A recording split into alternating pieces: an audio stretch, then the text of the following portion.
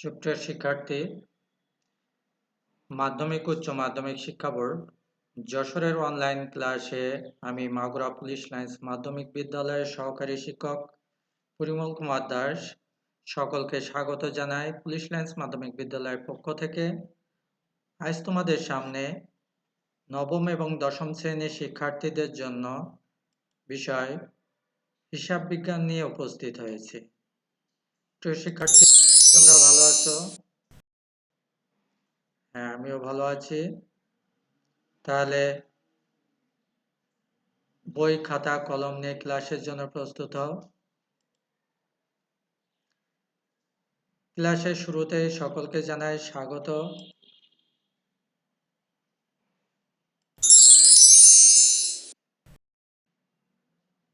পরিচিতি। আজকে ক্লাসটি নবম এবং দশম শ্রেণীর শিক্ষার্থীদের জন্য বিষয় হিসাব বিজ্ঞান।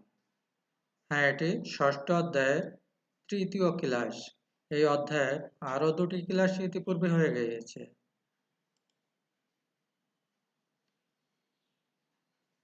আমি পরিমল দাস, সিনিয়র শিক্ষক, পুলিশ লাইন্স মাধ্যমিক বিদ্যালয়, মাগুরা, সদর মাগুরা। এখানে মোবাইল নাম্বার দেওয়া আছে। ক্লাসের বাইরে যদি কারো কোনো প্রশ্ন থেকে থাকে তাহলে তোমরা অবশ্যই প্রশ্ন করতে পারবে।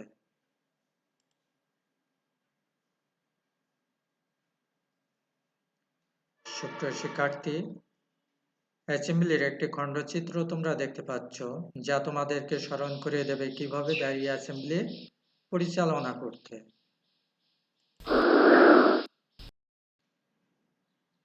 এখন পাঠে প্রবেশের পূর্বে কয়েকটি চিত্র তোমরা দেখো। প্রথম ছবিতে কি দেখতে পাচ্ছ?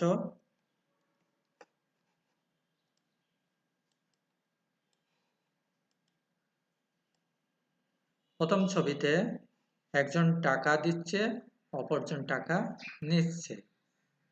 তাহলে যে দিচ্ছে তাকে কি বলে?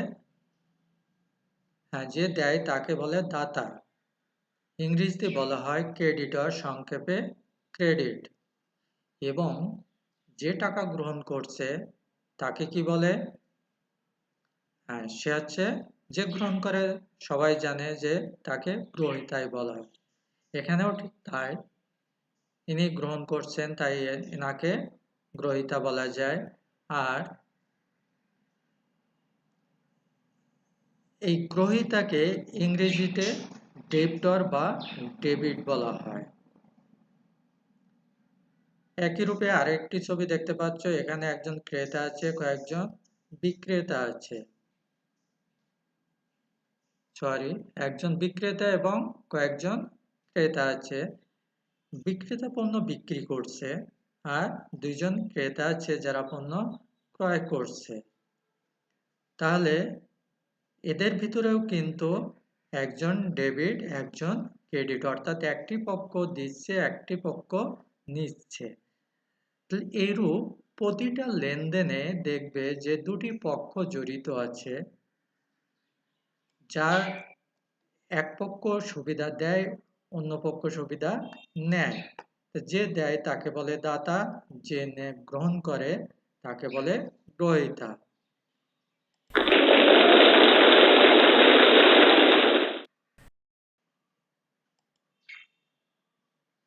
তাহলে এই ছবির মধ্য দিয়ে তোমরা কি বলতে পারবে যে আজকে পাঠের বিষয় কি হতে পারে? হ্যাঁ, ঠিক বলেছ। আজকে পাঠের বিষয় হবে জাবেদা, অর্থাৎ যার মাধ্যমে ডেবিট ক্রেডিট বা দুটি পক্ষ নির্বাচন করা যায়। তাহলে আর কথা নাই, আমরা দেখব যে আজকের পাঠ শেষে কোন বিষয়গুলো তোমরা শিখতে পারবে, অর্থাৎ শিখন ফল। পাঠ শেষে তোমরা আজকে জানতে পারবে কি কি? জাবেদার শ্রেণীবিভাগ ব্যাখ্যা করতে পারবে, অর্থাৎ জাবেদাকে কয় ভাগে ভাগ করা যায়, কি কি সে সম্পর্কে জানতে পারবে। ক্রয় জাবেদা কিভাবে প্রস্তুত করতে হয় সেটি জানতে পারবে। বিক্রয় জাবেদা প্রস্তুত প্রণালী জানতে পারবে। পরিশেষে বিক্রয় ফেরত বা ক্রয় ফেরত জাবেদা প্রস্তুত করতে পারবে। এরূপ আরো অনেক জাবেদা আছে যেগুলো তোমরা ক্লাসের ভিতরে জানতে পারবে। তাহলে প্রিয় শিক্ষার্থী, আমরা প্রথমে যাব জাবেদার শ্রেণী। পাঠ্যোপস্থাপনে প্রথমে নিয়ে এসেছি জাবেদার প্রকারভেদ, অর্থাৎ জাবেদাকে কয়টি ভাগে ভাগ করা যায়। জাবেদাকে প্রথমে দুটি অংশে ভাগ করা হয়েছে, কি কি? বিশেষ জাবেদা এবং প্রকৃত জাবেদা। এদের আবার প্রকারভেদ আছে, যে পুরা শ্রেণীবিন্যাসটাকে এখানে দেখতে পাচ্ছ, যে বিশেষ জাবেদা আর প্রকৃত জাবেদা। বিশেষ জাবেদা হচ্ছে 6 প্রকার। কি কি? ক্রয় জাবেদা। তোমরা জানো প্রতিটা প্রতিষ্ঠানে পণ্য ক্রয় বিক্রয় হয়ে থাকে, পণ্য বা সেবা ক্রয় বিক্রয় হয়ে থাকে। তাহলে ক্রয় জাবেদা কি? হ্যাঁ, ক্রয় জাবেদা হলো ধারে বা বাকিতে যদি পণ্য ক্রয় করা হয়, তার জন্য যে জাবেদা প্রস্তুত করা হয় সেটি হচ্ছে ক্রয় জাবেদা। তোমরা জানো যে পণ্য নগদে ক্রয় করা যায়, বাকিতে ক্রয় করা যায়, চেকের মাধ্যমে ক্রয় যায়, বিলের মাধ্যমে ক্রয় করা যায়, আবার কার্ডের মাধ্যমেও ক্রয় করা যায়। তাহলে এরূপ বিভিন্ন মাধ্যমে কিন্তু পণ্যদ্রব্য ক্রয় বিক্রয় হয়ে থাকে। তো তোমরা মনে রাখবে, ক্রয় জাবেদায় কিন্তু শুধু বাকিতে ক্রয় গুলো হিসাবভুক্ত হয়। এরপরে কি আছে? বিক্রয় জাবেদা। ঠিক ক্রয় জাবেদার মতো একই রূপ, বাকিতে পণ্য বিক্রয় করলে পণ্য বা মাল, অন্য কিছু বিক্রয় করলে কিন্তু এখানে আসবে না। শুধুমাত্র এই জাবেদার মাধ্যমে একটা প্রতিষ্ঠানে একটা নির্দিষ্ট সময়ে কতটুকু পণ্য বাকিতে বিক্রয় করা হয়েছে বা ক্রয় করা হয়েছে, ক্রয় জাবেদার মাধ্যমে বাকিতে ক্রয়ের পরিমাণ জানা যায়, এবং বিক্রয় জাবেদার মাধ্যমে বাকিতে বিক্রয় পরিমাণ জানা যায়। এরপরে আছে ক্রয় ফেরত জাবেদা। ক্রয় ফেরত জাবেদা কি? ঠিক একই রূপে বাকিতে পণ্য ক্রয় করা হয়েছিল, সেটি যে কোনো কারণে ফেরত আসতে পারে। তাহলে এরূপ ফেরতের জন্য যে জাবেদা প্রস্তুত করা হয় সেটি হচ্ছে ক্রয় ফেরত জাবেদা। তারপরে আছে বিক্রয় ফেরত জাবেদা। বিক্রয় ফেরত জাবেদায় কিন্তু একইরূপ, বাকিতে বিক্রয়কৃত পণ্য ফেরত আসলে এই বিক্রয় ফেরত জাবেদায় অন্তর্ভুক্ত হয়। তারপর আছে নগদ প্রাপ্তি জাবেদায়।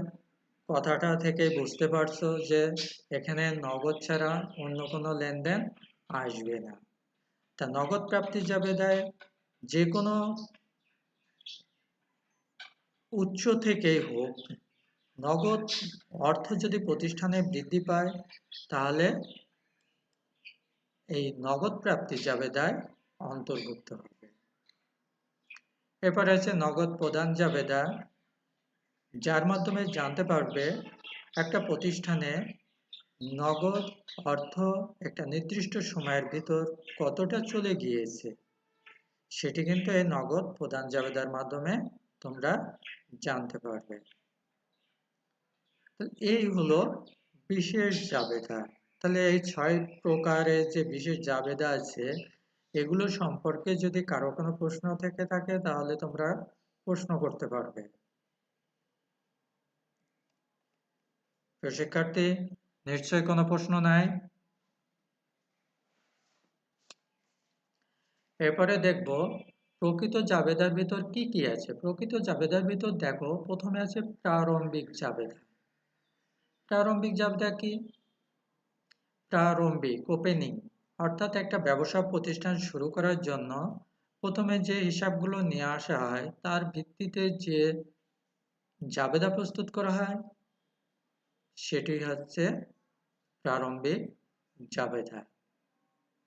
এখানে মনে রাখবে যে সাধারণত সম্পদ এবং দায়গুলো এই জাবেদায় অন্তর্ভুক্ত হয়। অর্থাৎ এখানে প্রারম্ভিক মোট সম্পদ থেকে প্রারম্ভিক মোট দায় বাদ দিলে পাওয়া যায় মূলধনের পরিমাণ। তাহলে প্রারম্ভিক জাবেদার মধ্য দিয়ে তোমরা কিন্তু একটা প্রতিষ্ঠানে প্রারম্ভিক মূলধন কত আছে সেটিও জানতে পারবে। এরপর আছে সমন্বয় দাখিলা। কিছু হিসাব আছে যেগুলো হিসাবভুক্ত করা হয়নি বা যে কোনো কারণে এড়িয়ে গিয়েছে। এরূপ যদি কোনো হিসাব থাকে, অর্থাৎ বছর শেষে যদি কোনো লেনদেন অবশিষ্ট থেকে থাকে যাদের ডেবিট ক্রেডিট করা হয়নি, অর্থাৎ অসমন্বিত যে লেনদেন, সেই লেনদেনগুলোর যে ডেবিট ক্রেডিট করা হয় সেটি হলো সমন্বয় জাবেদা বা সমন্বয় দাখিলা।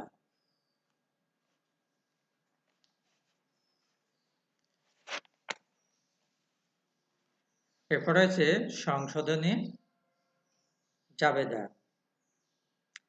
সংশোধনী জাবেদা কি? যে ইতিপূর্বে জাবেদা করা হয়েছে কিন্তু কোনো জাবেদায় ভুল করা হয়েছে। যেমন মনে করো আসবাবপত্র নগদে ক্রয় করা হয়েছে, এক্ষেত্রে আসবাবপত্র হিসাব ডেবিট করা হয়েছে আর নগদান হিসাব ক্রেডিট করা হয়েছে। এখানে কিন্তু কোনো ভুল নাই, কারণ এটি হবে একটা প্রতিষ্ঠানে যখন সম্পদ হিসেবে আসবাবপত্র ক্রয় করা হয় তার জাবেদা হবে আসবাবপত্র হিসাব ডেবিট আর নগদান হিসাব ক্রেডিট। এখন এক্ষেত্রে আসবাবপত্র হিসাব না লিখে যদি কখনো লেখা হয় যে ক্রয় হিসাব ডেবিট, এমন ভুল হতে পারে না? যেহেতু পণ্য ক্রয় করলে ক্রয় ডেবিট হয়, তাহলে আসবাবপত্র ক্রয় করলেও তো ক্রয় ডেবিট হতে পারে, তাই না? এরূপ ক্ষেত্রে যদি ভুল হয়ে থাকে তাহলে এর জন্য যে জাবেদা প্রস্তুত করা হয় সেটি হচ্ছে সংশোধনী জাবেদা। বা অন্য একটি হিসাবে কথা বলা যায় যে ব্যাংক থেকে ব্যক্তিগত প্রয়োজনে উত্তোলন, এক্ষেত্রে উত্তোলন হিসাব ডেবিট না করে নগদান হিসাব ডেবিট করা হয়েছে। এরূপ কিন্তু অনেক ভুল হয়ে থাকে। ইচ্ছাকৃত ভুল তো কেউ করে না, অইচ্ছায় এটা। তাহলে এরূপ ভুল সংশোধনের জন্য নতুনভাবে যে জাবেদা প্রস্তুত করা হয় সেটি কিন্তু সংশোধনী জাবেদা। এবার আছে সমাপনী জাবেদা। সমাপনী প্রারম্ভিক ঠিক এর বিপরীত হলো সমাপনী, অর্থাৎ বছর শেষে একটা প্রতিষ্ঠানে কিছু হিসাব বন্ধ করে দেওয়া হয়, যেমন আয় হিসাব বন্ধ করা হয়, ব্যয় হিসাব বন্ধ করা হয়, উত্তোলন হিসাব বন্ধ করা হয়, এরকম কিছু হিসাব যা ওই বছরের মতো সেটি বন্ধ করে দেওয়া হয়। তাহলে সেক্ষেত্রে তখন তার কিন্তু বিপরীত হিসাব করা হয়, যেমন আয়গুলো সাধারণত ক্রেডিট হিসাব হয়ে থাকে, আর এই সমাপনী দাখিলায় আয় হিসাব হয়ে যাবে তখন ডেবিট, আর আয় সারাংশ বা আয় বিবরণী হিসাব হয়ে যাবে ক্রেডিট। আবার মনে করো ব্যয়ের হিসাব যখন করবে তখন সমস্ত ব্যয় কি হয়? ডেবিট হয়, তোমরা জানো। তাহলে এই হিসাবটি বন্ধ করার জন্য কি করতে হবে? ব্যয় হিসাবকে ক্রেডিট করতে হবে। ঠিক একই রূপে উত্তোলন হিসাব যদি থাকে, উত্তোলন হিসাব ক্রেডিট করে উত্তোলন হিসাবটাও বন্ধ করতে হবে। এক্ষেত্রে সাধারণত 4টে জাবেদা থাকে, যা 3টে বলা হয়ে গেছে। সে 3টে কি কি? সমস্ত আয়ের জন্য একটি জাবেদা, সমস্ত ব্যয়ের জন্য একটি জাবেদা, সমস্ত প্রকারের উত্তোলনের জন্য একটি জাবেদা এবং নেট লাভ বা ক্ষতি হলে তার জন্য একটি জাবেদা। তাহলে দেখো এই হিসাবগুলো এখানে অন্তর্ভুক্ত হয়। এই 4টা হিসাবের ডেবিট ক্রেডিট এখানে করা হয়। এটি যদিও মাধ্যমিক লেভেলে নয়, উচ্চ মাধ্যমিকে অর্থাৎ ইন্টারে গিয়ে তোমরা এটি পাবে।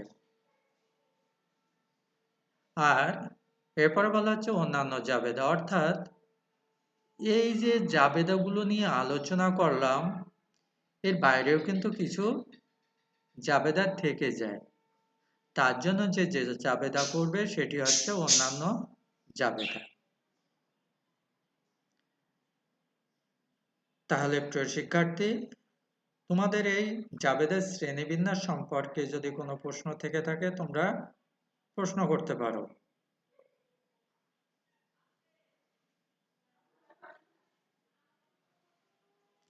হ্যাঁ, যেহেতু কোনো প্রশ্ন নাই, ধন্যবাদ।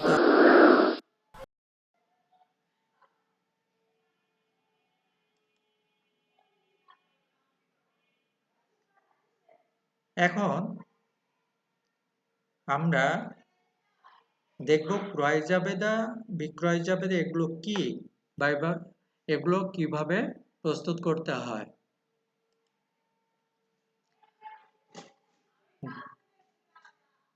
তার একটি উদাহরণ এখানে নিয়ে আসছি। দেখো, নিম্নোক্ত লেনদেনগুলো ভাই ভাই এন্টারপ্রাইজ থেকে নেওয়া হয়েছে। কি কি আছে দেখো, জুন 1 তারিখে বলা হচ্ছে শ্রীপুরের রানা এন্টারপ্রাইজের নিকট বিক্রয় প্রতি কেজি ময়দা 30 টাকা দরে 100 কেজি, কারবারি বাটা 10%, পরিবহন খরচ 100 টাকা, চালান নম্বর 101। তাহলে যেহেতু ক্রয় বিক্রয়ের সাথে কোনো ব্যক্তির নাম উল্লেখ থাকলে সেটি বাকিতে ধরে নেওয়া হয়। তাহলে এটি একটি বাকিতে লেনদেন। শ্রীপুরে রানা এন্টারপ্রাইজের নিকট বিক্রয় করা হয়েছে। তাহলে এখানে বিক্রেতাকে, হ্যাঁ, বিক্রেতা হলো ভাই ভাই এন্টারপ্রাইজ।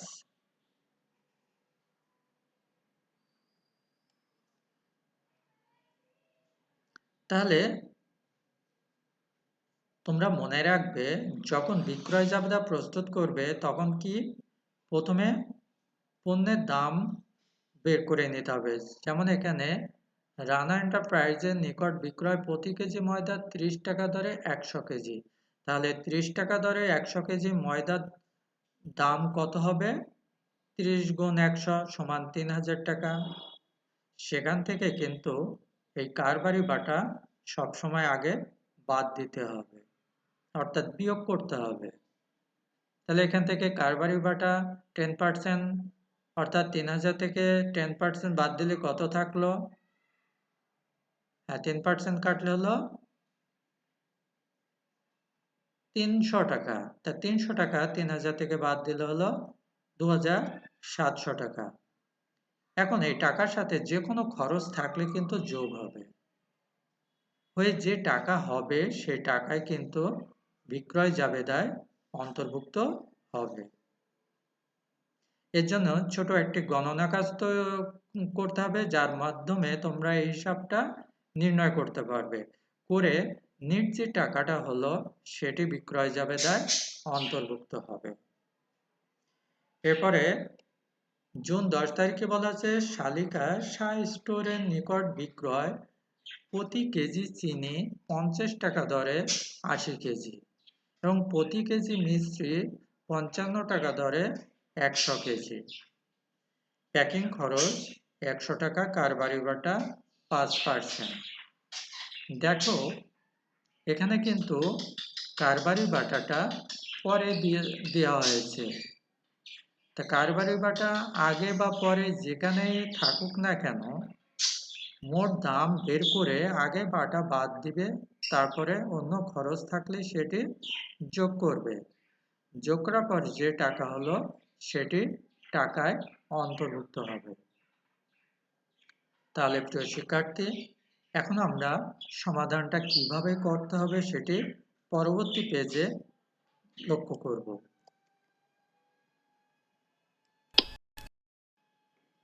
দেখো এখানে প্রথমে এরূপ একটি গণনা কার্য সংক্ষেপে তৈরি করে নেবে। সেখানে বলা হচ্ছে যে প্রতি 30 টাকা দরে 100 কেজি মাল ক্রয় করা হয়েছে। তাহলে 30 টাকা দরে 100 কেজি মালের দাম কত হলো? 3000 টাকা। এই 3000 টাকার উপর 10% বাটা ছিল।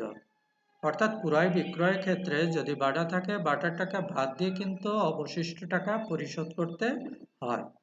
তাহলে 10% কাটলে হলো 300 টাকা। তার 3000 থেকে 300 টাকা বাদ দিলে হলো 2700 টাকা। এর সাথে বলেছি যে কি, যে কোনো খরচ থাকলে এই টাকার সাথে যোগ হবে। তাহলে এখানে খরচ আছে 100 টাকা, অর্থাৎ পরিবহন খরচ। তাহলে পরিবহন খরচ 100 টাকা এর সাথে যুক্ত হলো। তাহলে মোট টাকা হলো 2800 টাকা, অর্থাৎ 2800 টাকা। এই 2800 টাকায় কিন্তু বিক্রয় জাবেদায় নিট টাকার ঘরে অন্তর্ভুক্ত হবে। এরপরে বলা হচ্ছে জুন 10 তারিখে 80 কেজি 50 টাকা দরে কেনা হয়েছে 4000 টাকা। এখানে দুটি মাল কেনা হয়েছিল, আরেকটা ক্রয় করা হয়েছিল, বিক্রয় করা হয়েছিল। এখানে দুটি পণ্য। প্রথমটা হচ্ছে 80 কেজি 50 টাকা দরে কত? 4000 টাকা। আরেকটি হচ্ছে 55 টাকা দরে 100 কেজি। তাহলে তার দাম হলো 5500 টাকা। তাহলে টোটাল মাল বিক্রি হলো কত? 9500 টাকা। এই 9500-র উপর 5% বাটা কিন্তু আগে কেটে বাদ দিতে হবে। তাহলে 5% বাটা কাটলে কত হলো? 5% বাটা কাটলে হলো 475 টাকা। হ্যাঁ, এই 9500 থেকে এই 475 টাকা বিয়োগ করলে হলো কত? 9025 টাকা। এখন বলছিলাম যে এই নিট টাকা বের করতে গেলে প্রথমে বাটা বাদ যাবে, তারপরে কি হবে? যে কোনো খরচ। এখানে পরিবহন খরচ ছিল 100 টাকা, তাহলে পরিবহন খরচের সাথে যুক্ত হলো হয়ে হলো 9125 টাকায়। 9125 টাকা যাবে 10 তারিখের হিসাবে। তাহলে এই গণনা কার্যটা তোমাদের কিন্তু অঙ্কের শুরুতে করে নিতে হবে, তা নাহলে টাকাটা কিভাবে আসলো একজন এক্সামিনার কিন্তু জানতে পারবে না। যে কারণে তোমাকে এই টাকাটা আগে এভাবে সংক্ষেপে বের করে ফেলতে হবে। তারপরে তুমি যখন বিক্রয় জাবেদা করবে তখন এই মূল টাকাটা, এই নিট টাকাটা চলে আসবে। তাহলে এখন আমরা বিক্রয় জাবেদার ছকটা দেখি।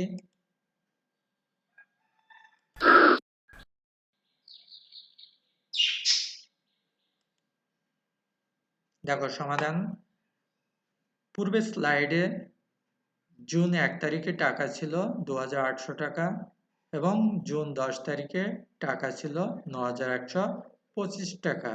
আর ছকে কি আছে? ছকের প্রথমে আছে তারিখ, তারপরে ডেবিট হিসাব খাত। যেহেতু বিক্রয় হিসাব করছো, বিক্রয় হিসাব ক্রেডিট থাকে, তাহলে স্বভাবতই বিপরীত হিসাবের নাম আসবে বিবরণে। যে কারণে এখানে লেখা হয়েছে ডেবিট হিসাব খাত। তার মানে ডেবিটে যা হবে সেই হিসাবকারীর নাম এখানে অন্তর্ভুক্ত হবে।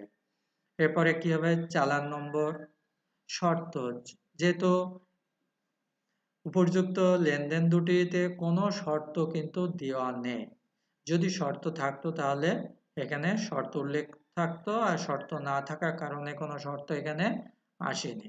তারপরে সূত্র, তারপরে কি আছে? নেট টাকা চলে এসছে।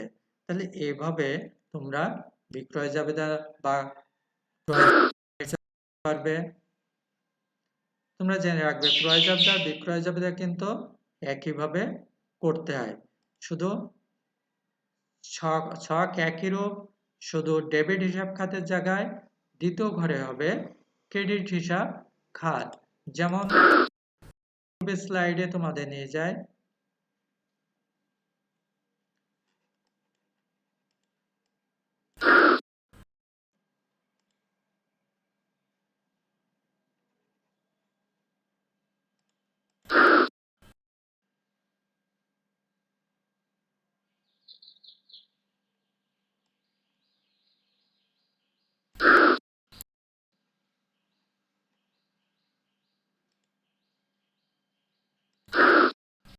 পূর্বের স্লাইডে কি দেখাচ্ছিল যে এখানে বিক্রয় জাবেদায় ডেবিট হিসাব খাত, আর ক্রয় জাবেদা যখন করবে তখন এখানে লিখতে হবে ক্রেডিট হিসাব খাত।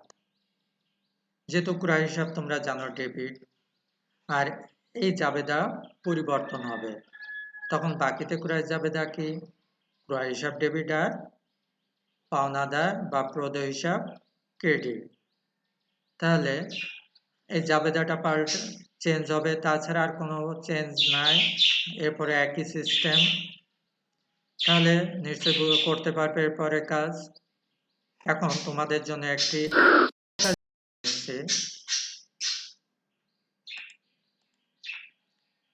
দেখো এখানে বলা হচ্ছে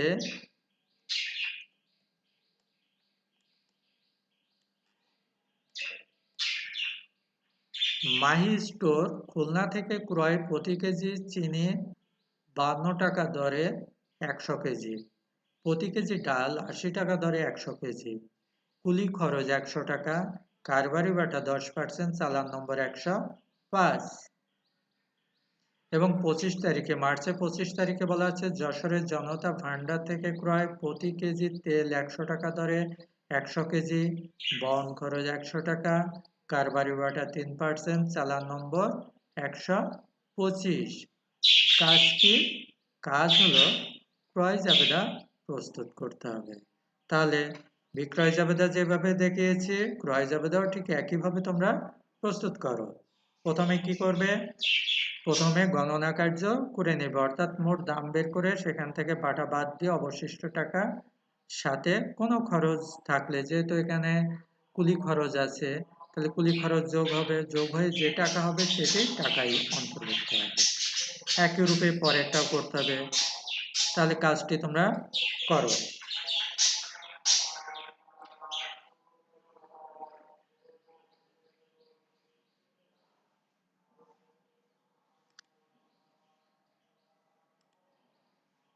প্রিয় শিক্ষার্থীরা কি করতে পেরেছ?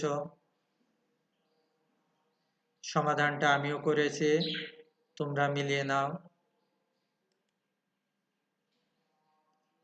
দেখো, যদি কারো কোনো প্রশ্ন থেকে থাকে তোমরা প্রশ্ন করতে পারো।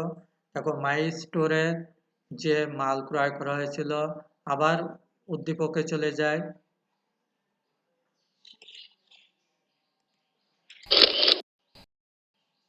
তোমরা প্রশ্নটি উঠিয়ে নাও, তাহলে উদ্দীপকটি দেখতে সুবিধা হবে।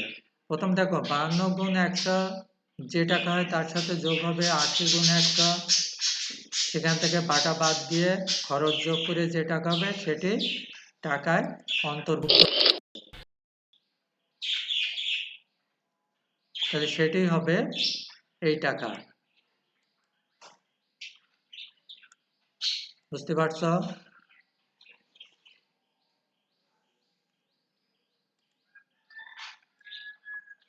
তারপরে 25 তারিখে জনতা ভান্ডার হিসাবে যাবে ৯,৮০০ টাকা, অর্থাৎ মোট মূল্য থেকে বাটা বাদ দিয়ে খরচ যোগ করলে হবে এই টাকা। তাহলে এই দুই টাকা যোগ করলে হলো ২১,৭৮০ টাকা। তাহলে মোট টাকায় যাবে ২১,৭৮০ টাকা। এখন বলো, এর উপর যদি কারো কোনো প্রশ্ন থেকে থাকে।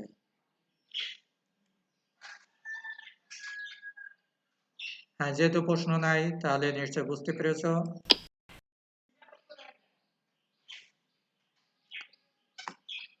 এখন দেখো, তোমাদের ক্রয় বিক্রয়ের প্রামাণ্য দলিল চালানের একটি নমুনা ছক এখানে নিয়ে এসেছি। তোমরা ছকটি দেখতে পাচ্ছ। এখানে পণ্য ধারে বা বাকিতে ক্রয় বিক্রয়ের ক্ষেত্রে চালানটি ব্যবহৃত হয়।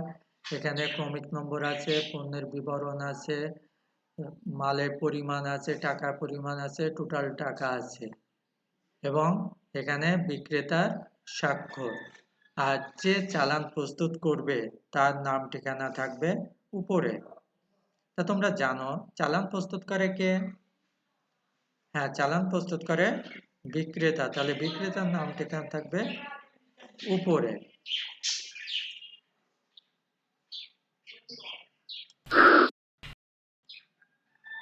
এখন আমরা তাই শেষের দিকে চলে এসেছি ক্লাসের। তাই পরিশেষে তোমাদের আরো একটি বাড়ি কাজ নিয়ে এসেছি। দেখো এখানে দুটো লেনদেন দেওয়া হয়েছে। উপযুক্ত লেনদেনের সাহায্যে বিক্রয় জাবেদা প্রস্তুত করবে, আর 10 তারিখের ভিত্তিতে অর্থাৎ 10 তারিখের লেনদেনের ভিত্তিতে একটি চালান প্রস্তুত করবে। তাহলে চালানের ছক তোমরা দেখেছো, তাছাড়া তোমাদের পাঠ্যপুস্তকেও কিন্তু চালানের ছক দেওয়া আছে, ওই ছকে তোমরা করতে পারবে। ঠিক গণনা কার্যটা যেভাবে করছো ওই কাজটা কিন্তু চালানের ভিতর করতে হবে। তাহলে নিশ্চয় তোমরা পারবে। হ্যাঁ, আশা করি পারবে। তাহলে প্রশ্নটা উঠিয়ে নাও।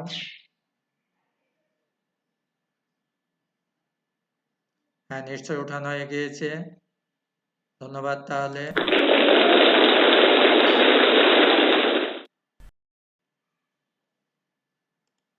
সুপ্রিয় শিক্ষার্থী, এতক্ষণ ধরে অনলাইন ক্লাস উপভোগ করার জন্য উপস্থিত সকল শিক্ষার্থী এবং সম্মানীয় অভিভাবক সকলকে জানাই আবারও মাল্টিমিডিয়ার পুলিশ লাইন্স মাধ্যমিক বিদ্যালয়ের পক্ষ থেকে আমি পরিমল দাস সকলকে আবার ধন্যবাদ জানাই। তোমরা অনলাইন ক্লাসগুলো উপভোগ করবে এভাবে ঘরে বসে, তাহলে তোমাদের জ্ঞানের গভীরতায় একটু পারলেও বাড়বে।